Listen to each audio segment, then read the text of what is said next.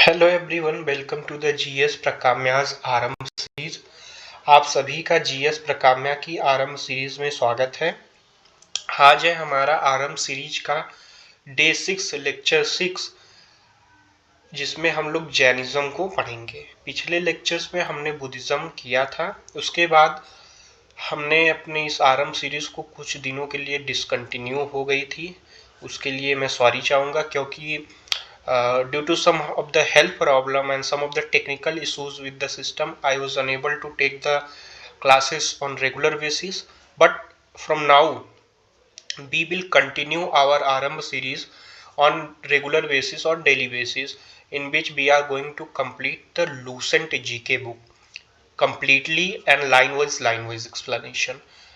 अगर आपने इससे पहले हमारे लेक्चर्स को नहीं देखा है तो आप जाके देख सकते हैं, जिसमें हमने इंडस वैली सिविलाइजेशन, वैदिक काल, वैदिक पीरियड के बारे में, फिर उसके बाद हमने महाजनपद और जो आपकी स्टार्टिंग की जो इन डायनेस्टीज थी, जैसे हरनक के डायनेस्टीज, नंद डायनेस्टीज, और जो इन्वेशन हुए थे, जैसे वो अलेक्जेंडर का इन्वेशन था और ग्रेट मैकेडोनियन इन्वेशन था, ईरानियन इन्वेशन था, उसके बारे में हमने पढ़ा था। फिर उसके बाद हमने बुद्धिज्म पर भी एक लेक्चर किया था। आज हम लोग अपना कंटिन्यू करेंगे आरंभ सीरीज को, जिसमें हम लोग जैनिज्म के बारे में पढ़ेंगे। तो आइए अपने इस लेक्चर को बिगिन करते हैं। According to Jain tradition, there were 24 tirthankars, literary thought makers across the stream of existence. The first being Rishabh Dev, Adinath, and last being Mahavira. कह रहा है कि जो हमारा जैनिज्म है या जैन धर्म है, उसमें 24 तीर्थंकर हुए थे, जिसमें से कि फर्स्ट जो थे उनका नाम था ऋषभ देव, और जो लास्ट तीर्थंकर थे 24th वन, वह उनको महावीर स्वामी के नाम से जाना जाता है। विष्णु पुराण, जो कि एक हिंदू मिथोलॉजिकल टेक्स्ट है, हिंदू टेक्स्ट है, उसमें बताया गया है, और भगवत पुराण में भी बताया गया है, ऋषभ जो थे, जो ऋषभ देव थे, उनको इनकारनेशन ऑफ नारायण, मतलब भगवान विष्णु का अवतार बताया गया है। The name of two Jain tirthankars, Rishabh and Arishtanemi, are found in the Rigveda. और ऋग्वेद में हम लोग दो जो तीर्थंकर हैं, 24 तीर्थंकर में से जैनिज्म के, जिनका नाम है ऋषभ देव जो फर्स्ट वाले हैं, और एक अरिष्टनेमी है, इन दोनों के बारे में हम लोग ऋग्वेद में भी इंफॉर्मेशन इनके बारे में हमको मिलती है। We have two historical proof of only the last two, और हमको हिस्टोरिकल प्रूफ, मतलब जिनकी हिस्टोरिकल फाइंडिंग्स हमको मिली है, वह सिर्फ हमारे जो लास्ट दो तीर्थंकर्स थे 23rd एंड 24th नंबर पे, जो कि परशुनाथ थे और महावीर स्वामी थे, इन्हीं के बारे में हमको हिस्टोरिकल इंफॉर्मेशन मिलती है। बाकी दो लोगों के बारे में हम वेद में जानते हैं, जो ऋषभ देव थे और अरिष्टनेमी थे, लेकिन जिनके बारे में हिस्टोरिकल फाइंडिंग्स मिलती हैं वह परशुनाथ और महावीर स्वामी थे। परशुनाथ को कहा जाता है, या बनारस के एक राजकुमार थे, जो कि अपना गृह त्याग दिए थे और थ्रोन को, गद्दी को त्याग कर एक हर्मिट का रूप लेकर तीर्थंकर बने थे, जैनिज्म को फॉलो किए थे और तीर्थंकर बने थे। इनका जो डेथ होता है वो सामेत सीकर में होता है, परशुनाथ हिल, जो कि गिरिध हमारे झारखंड में है। और इनकी 4 टीचिंग थी, जिसको चतुर्थी के नाम से जाना जाता है। 4 मेन टीचिंग्स ऑफ परशुनाथ जो थी, पहली थी अहिंसा, दूसरी थी सत्य, तीसरी थी अस्तेय, नॉन स्टीलिंग, एंड चौथी थी द अपार गृह, नॉन पोजेशन। यह 4 टीचिंग थी जो कि हमारे तीर्थंकर थे। 23वें तीर्थंकर, जिनका नाम था परशुनाथ, जो कि वाराणसी के एक राजकुमार थे, जिन्होंने अपना घर त्याग करके हर्मिट का लाइफ अपनाया था और जैनिज्म को फॉलो किया था। तो उन्होंने 4 टीचिंग बताई थी, जिसको हम लोग जैनिज्म में चतुर्थी के नाम से जानते हैं। उन्होंने पहली बताई थी कि अहिंसा, नॉन इंजरी के बारे में बताया था, सत्य के बारे में बताया था, झूठ ना बोलने के बारे में बताया था, फिर तीसरा असत्य, अस्तेय, नॉन स्टीलिंग, मतलब चोरी चकारी मत करना, फिर चौथी टीचिंग बताई थी, चीटिंग नहीं, टीचिंग, अपार गृह, नॉन पोसेशन। महावीरा ने इन्हीं 4 जो टीचिंग थी, मेन टीचिंग थी परशुनाथ को, उसको अडॉप्ट किया, और उसमें एक 5वीं इन्होंने अपना एडिशन किया, जिसको कहते हैं ब्रह्मचर्य, जिसको चैस्टी मतलब जो स्टूडेंट लाइफ में सबको ब्रह्मचर्य का फॉलो करना चाहिए। यहाँ पर कुछ तीर्थंकर जो 24 तीर्थंकर थे उनके लिए एक टेबल बनाई हुई है, आप देख सकते हैं ऋषभ का सिंबल था यहाँ पर बनाया गया है, जो नाम लिखा गया है तीर्थंकर्स के और उनके सिंबल क्या थे। तो इम्पोर्टेंट आप पहला जान लीजिए ऋषभ देव के बारे में और अरिष्टनेमी जिनका हमको मेंशन मिलता है ऋग्वेद में, उसको कॉन्च सेल उनका सिंबल था। फिर 23वें 24 पारशनाथ का सरपेंट था, महावीर स्वामी का लायन था। ये वाला ज्यादा इंपॉर्टेंट हो जाता है। अब आइए महावीर जो 24वें तीर्थंकर थे जिनको जैन धर्म में ज्यादातर लोग जानते हैं और पूछते हैं, वो महावीर स्वामी के नाम से प्रसिद्ध हुए थे और वो जैन धर्म के 24वें तीर्थंकर थे, 24वें गुरु थे। इनका जन्म 540 बीसी में 540 ईसा पूर्व में कुंडग्राम नामक जगह पर जो कि वैशाली बिहार में है वहां पर हुआ था।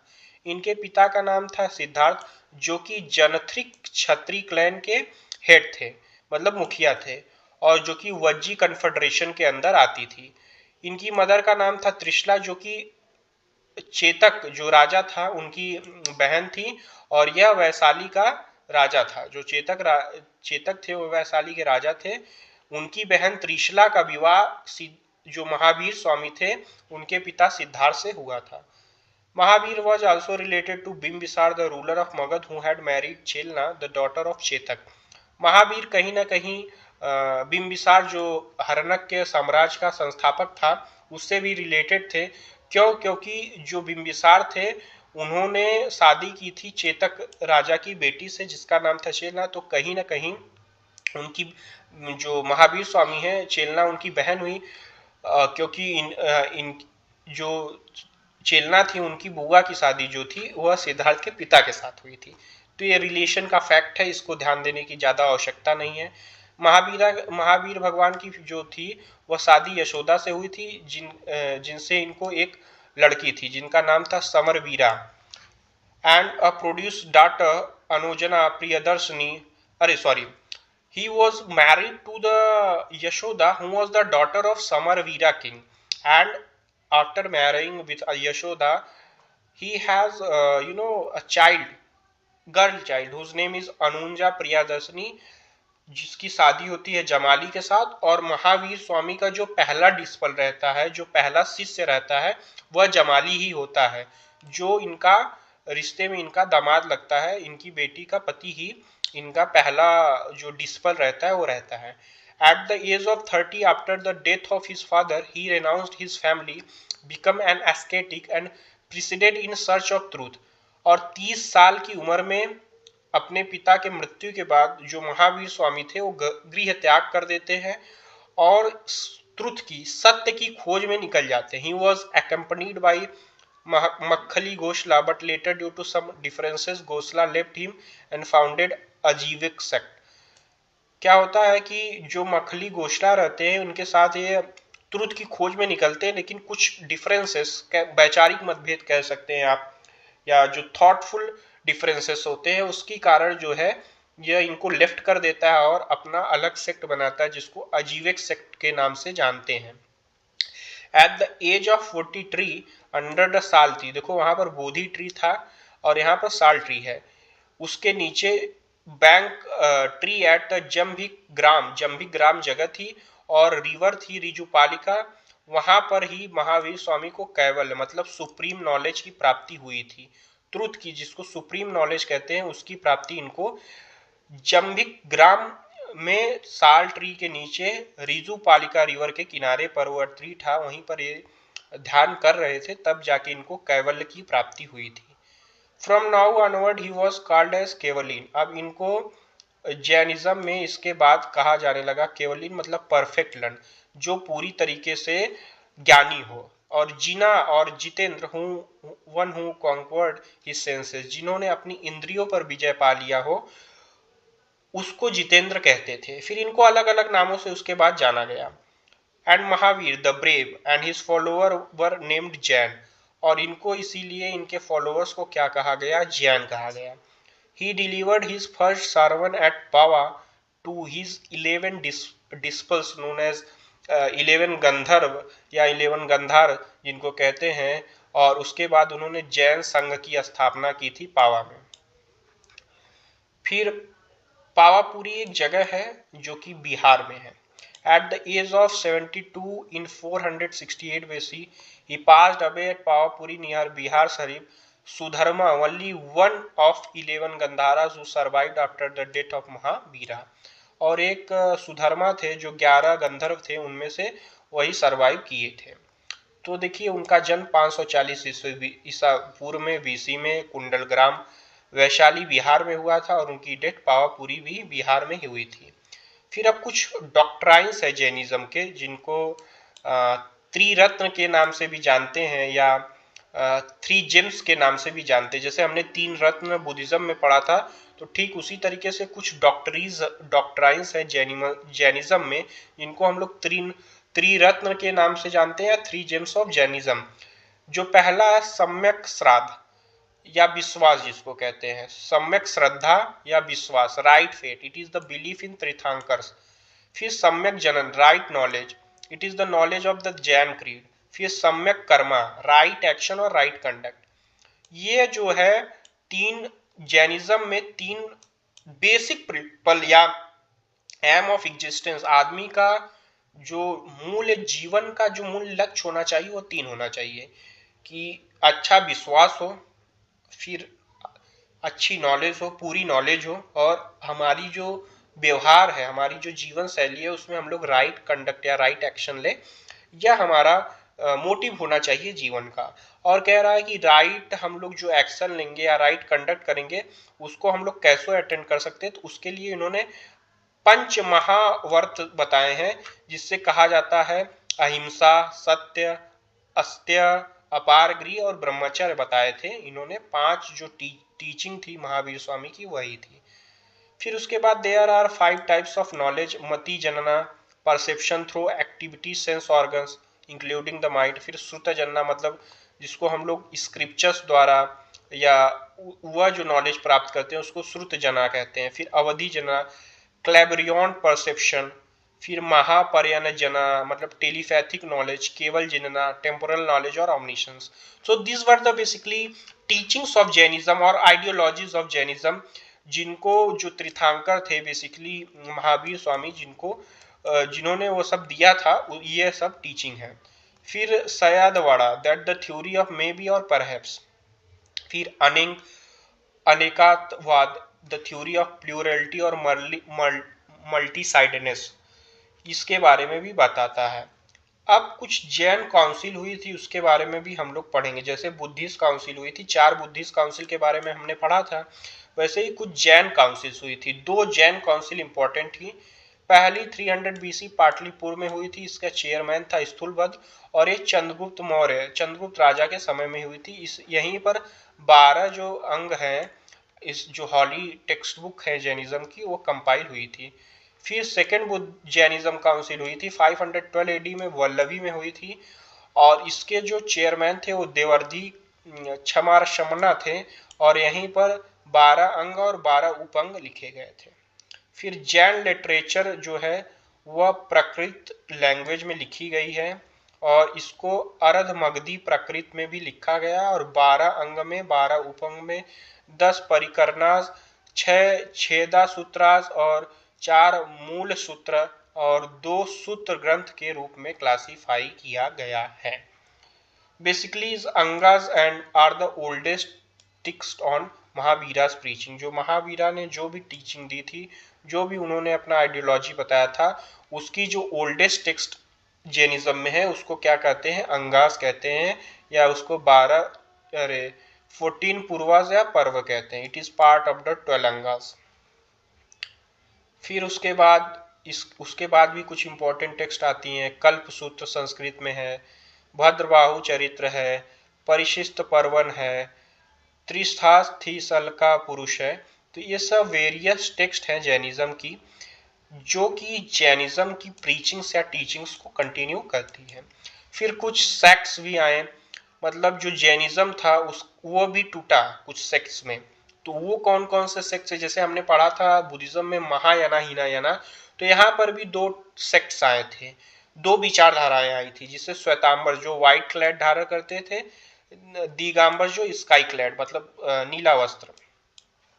Those who put on white robes, those who were stark naked, और जो दिगंबर थे वो नेकेड स्टार्क करते थे। और इसकी जो स्थापना की थी वो स्थूलभद्र ने की थी श्वेतांबर की, और दिगंबर की भद्रबाहु ने की थी।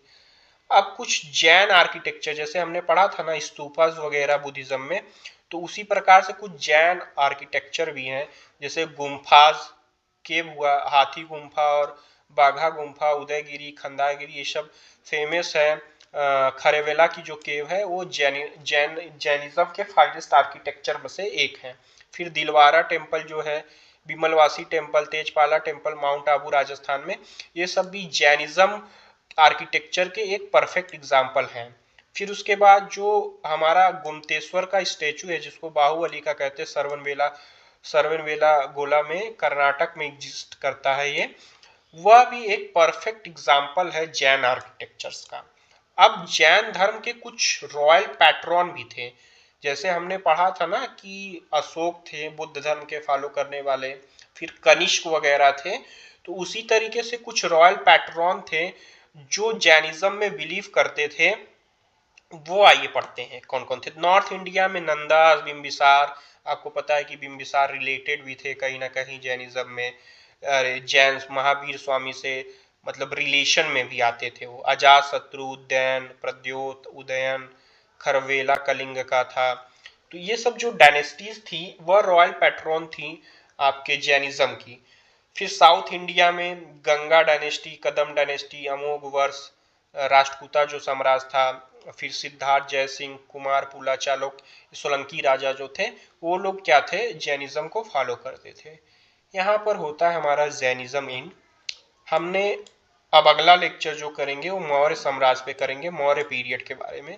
हमने जैनिज्म के बारे में क्या पढ़ा, हमने पढ़ा कि 24 तीर्थंकर जैनिज्म में हुए थे।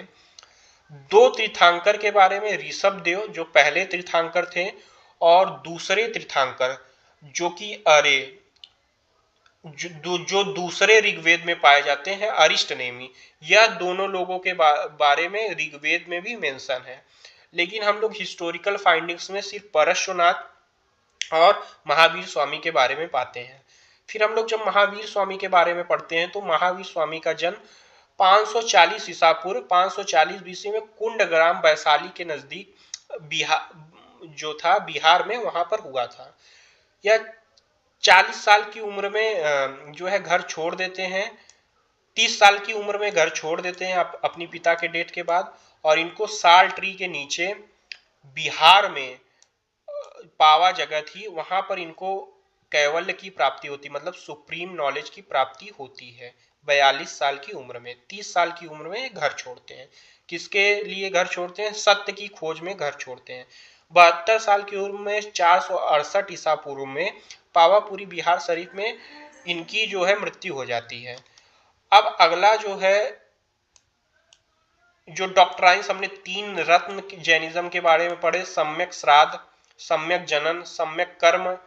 तो ये सब जो है लाइफ की क्या ड्यूटी होनी चाहिए, what were the aim of the life, हम लोग जो एग्जिस्ट कर रहे हैं उसकी एग्जिस्टेंस के बारे में जैनिज्म में टीचिंग थी।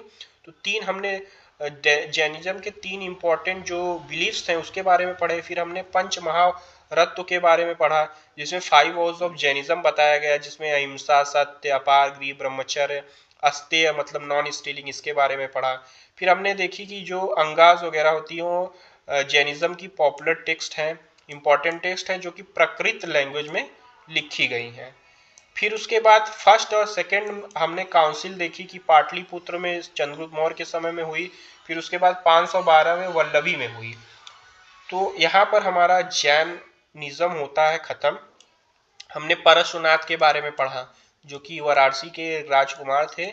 उन्होंने अपना साधु का जीवन अपना लिया था, हर्मिट का, और उन्होंने 4 टीचिंग दी थी। 4 टीचिंग में उन्होंने दिया था, जिसमें 5वीं टीचिंग ब्रह्मचर्य के बारे में महावीर स्वामी ने ऐड कर दिया था। अहिंसा, अस्तेय, नॉन स्टीलिंग, राइट फेथ, ये सब चीजें जो थी उन्होंने दिया था। यहाँ पर होता है हमारा जैनिज्म का लेक्चर एंड। अब अगला लेक्चर हम लोग कंटिन्यू करेंगे मौर्य साम्राज्य, मौर्य पीरियड पे।